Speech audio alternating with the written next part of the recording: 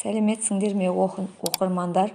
5 сынып қазақ тілі пәні бойынша 3 тоқсан бойынша жиынтық бағалауға арналған тапсырмалар. Бөлім қиял әлемі, морфология. Көлік және жол белгілері, морфология. Оқу мақсаты: тыңдалған мәтін мазмұны негізінде сұрақтарға жауап беру, көтерілген мәселе бойынша өз ойын білдіру. Бағалау критерийі: білім алушы мәтін мазмұны бойынша сұрақтарға жауап береді, көтерілген мәселеге өз пікірін білдіреді. Ойлау дағдыларының деңгейі: білу және түсіну, қолдану. Орындау уақыты 15-20 минут. Бірінші тапсырма: жұптық жұмыс. Мәтінді мұқият тыңдап, оның жалпы мазмұнына қатысты жұбыңызға 2 сұрақ дайындаңыз. Сұрақтарыңызбен алмасып жауап беріңіз. Қиял туралы жалпы ұғым. Ертегі десе әдетте әрдайым шындық, әділет жеңетін, ізгілік үстемдік құратын, бай мен кедей теңесетін әлем ретінде қабылдаймыз. Әлеуметтік жағдайы төмен отбасынан шыққан қыз ауқатты жігіттің етегінен ұстаса, оны күлше қызға теңеп жатады. Бірақ күлше қыз ауқатты отбасынан болған. Жай ғана кедей шаруаның қызы болса, патша сарайында би кеші өтетінін қайдан білсін?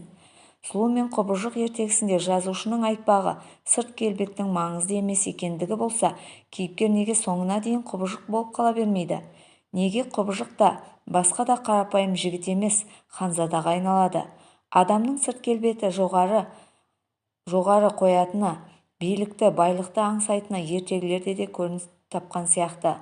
Ал сіз ертегілерден қандай шындықты байқай алдыңыз? Сайып келгенде ертегілер мен шынайы өмір ұқсас па? Мұнда бағалау критерийіне сәйкес бірінші тапсырмаға қойылатын дескриптор мәтін мазмұны бойынша сұрақ құрастыру керек, 2 сұрақ және 2 сұраққа жауап беру керек. Ал екінші тапсырма бойынша сұраққа өз көзқарасын білдіреді, көзқарасына дәлелдер келтіреді, жүйелі сөйлейді. Бірінші тапсырманың жауабы. Бірінші сұрақ: адамдар ертегі әлемін қалай қабылдайды? Жауабы: адамдар ертегіні әрдайым шындық жеңетін, бай мен кедей теңесетін әлем ретінде қабылдайды. Екінші сұрақ: ертегіде адамдардың қандай мінездері көрініс тапқан?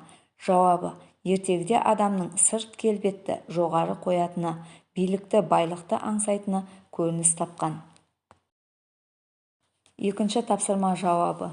Сұрағы: мәтіннен қандай ой түйдіңіз? Автордың қиял ғажайып ертегілердің түп негізі шынайы өмірден алынған деген ойына сіздің көзқарасыңыз қандай? Жауабы: мәтіннен әділетсіз мынау өмірде адамдардың қашанда әділдікті, шындықты қалайтынын, бай мен кедей болып бөлінбей әлеуметтік теңдікте өмір сүргісі келетінін түсіндім. Иә, мен әрине автордың қиял ғажайып ертегілердің түп негізі шынайы өмірден алынған деген ойымен толықтай келісемін. Себебі ертегіде адамдардың арманы, аңсарының орындалуы мүмкін емес жағдайларда қиял ғажайыптарды қосып болмайтынды болдырып отырған. Мысалы, құбыжықтың көрікті жігітке айналуы, кедей қыздың бай жігітке тұрмысқа шығуы, тағы басқа.